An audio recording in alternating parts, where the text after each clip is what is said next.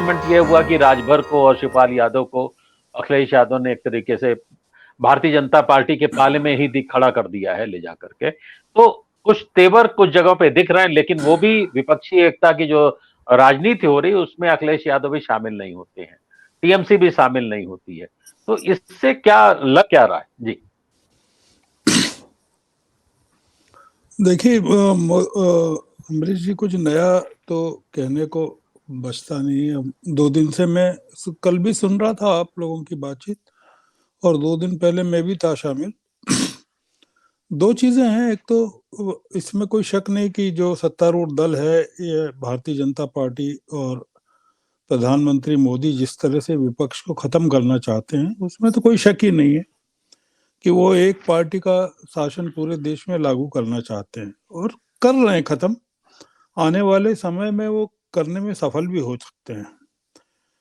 दूसरा मुद्दा ये है जो ये पश्चिम बंगाल की घटना से बहुत ही शर्मनाक घटना है कि 21 करोड़ रुपए अर्पिता मुखर्जी के यहाँ मिले और पार्थ चटर्जी को गिरफ्तार किया गया। अब आप मुझे ये बताइए, जो इन्होंने प्रशांत जी ने भी कहा कि थोड़ा सा मेरिट पर भी बातों को करना चाहिए, बातचीत करना चाहिए। मोदी खत्म करना चाहते हैं, ये हम लगातार बात कर रहे हैं। वो सबको खत्म करना चाहते हैं, विपक्ष की आवाज को करना चाहते हैं, पत्रकारों को करना चाहते हैं, मीडिया को खत्म कर दिया गया है। विपक्ष अपने आप को क्यों खत्म करना चाहता है और क्यों कर रहा है? विपक्ष अपने आप आत्महत्या कर रहा है और उसका हत्या का जो दोष है वो भारतीय जनता पार्टी पर कब तक मर सकता है? आप देखिए कि हम लोगों ने जिक्र किया, अभी भी किया, पहले भी किया, कि शरद पवार के 2 बड़े सहयोगी नवाब मलिक और देशमुख जेल में है।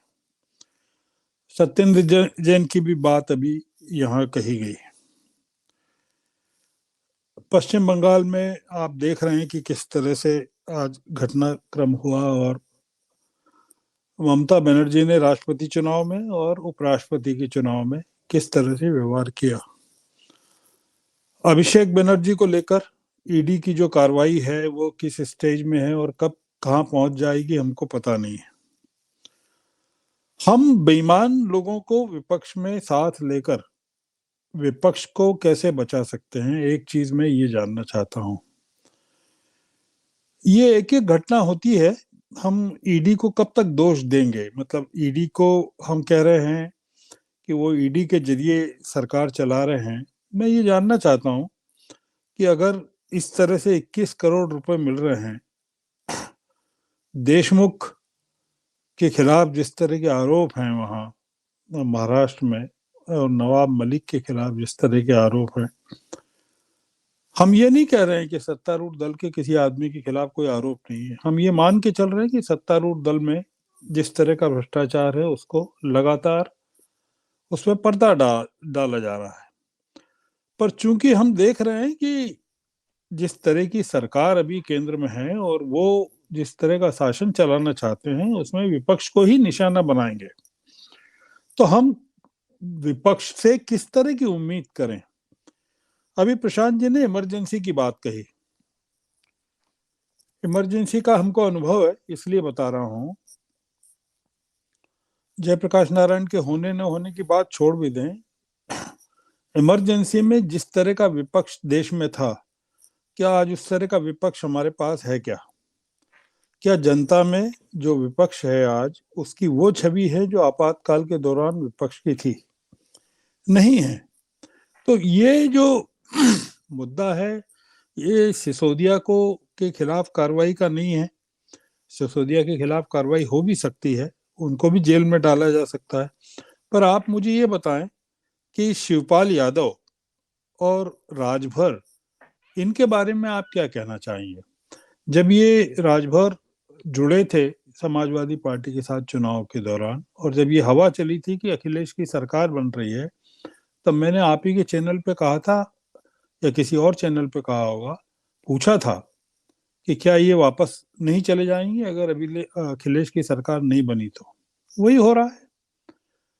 आप किस विपक्ष को बचाना चाहते हैं और देश के सामने किस विपक्ष की छवि को गढ़ना चाहते हैं, आज लोग ये पूछ रहे हैं बार बार। एक एक करके घटना जो सामने आ रही है, उससे लोगों का जो विपक्ष के प्रति लोग जो हैं वो सरकार के भ्रष्टाचार पे ध्यान नहीं दे रहे हैं, वो विपक्ष की ईमानदारी के बारे में बात करना चाहते हैं।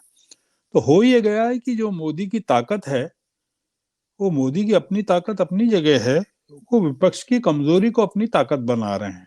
तो हमारे पास क्या इस तरह के, आपने कहा कि कांग्रेस लड़ती हुई नजर आ रही है, आप मुझे बताएं कि कांग्रेस किस जगह लड़ती हुई नजर आ रही है, किस स्टेट में लड़ती हुई नजर आ रही है।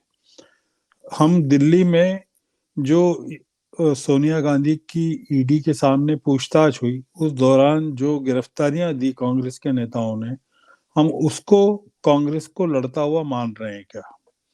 कि कांग्रेस को हम किसी भी प्रदेश में, चाहे उत्तर प्रदेश है या बंगाल है या मध्य प्रदेश है या तमाम जगह है, वहां कांग्रेस को लड़ता हुआ देख रहे हैं या सरकार के खिलाफ लड़ता हुआ देख रहे हैं? नहीं देख रहे हैं।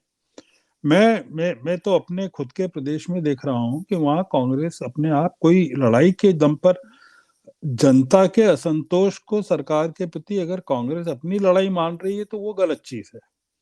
तो ये जो एक स्थिति बनी हुई है विपक्ष को लेकर, सरकार अभी और ज्यादा निरंकुश तरीके से विपक्ष को खत्म करेगी, मीडिया को खत्म करेगी, बोलने की आजादी को खत्म करेगी। और आप बताइए कि ये जो उपराष्ट्रपति का चुनाव है, इसमें हम सब लोगों ने देखा कि किस तरह से तृणमूल कांग्रेस ने घोषणा की कि वो एब्सेंट रहेगी। तो एब्सेंट रहने का मतलब ही ये है कि वो मार्गारेट अल्वा के खिलाफ वोट करने वाले। वही हाल राष्ट्रपति चुनाव में हुआ। तृणमूल कांग्रेस ने, जो उनके इन्होंने जिक्र किया अभी हमारे साथियों ने, तो ये जो स्थिति है, हम विपक्ष के प्रति जो एक तरफा बात हम कर रहे हैं वो हमको करना भी चाहिए, पर विपक्ष के की जो बुनियाद है, वो समर्थन की बुनियाद वो जनता होगी कि वो मीडिया, वैकल्पिक मीडिया में हम लोगों की बातचीत होगी और जनता के बीच छवि होगी या उसकी अपनी ताकत होगी। आज तो विपक्ष ये है कि हरजिंदर जी ने जैसा कहा कि 13 पार्टियों की जब उस दिन बैठक हुई, जब सोनिया गांधी की पूछताछ चल रही थी, उसमें आम आदमी पार्टी, तृणमूल और समाजवादी पार्टी नहीं थी। आप बताइए किस विपक्ष को हम बचाना चाहते हैं?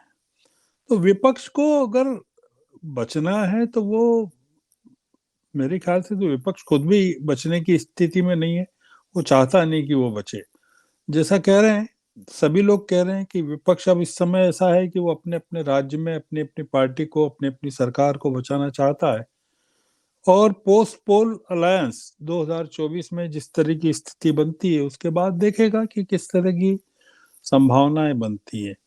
विपक्ष इस समय जो सम्मिलित विपक्ष है, उसको तो ये सरकार और ज्यादा खत्म करेगी। उसमें ईडी भी होगी, पुलिस भी होगी, इनकम टैक्स भी होगा, सीबीआई भी होगी, सारी संस्थाएं मिलकर खत्म करेंगी। ये कोई इस तरह की बात नहीं है कि हम लोग विपक्ष की बात करें, विपक्ष के पक्ष में कहें, तो विपक्ष को बताएं कि विपक्ष कहाँ गिर रहा है, तो वो बहुत संभव नहीं लगता है मुझे।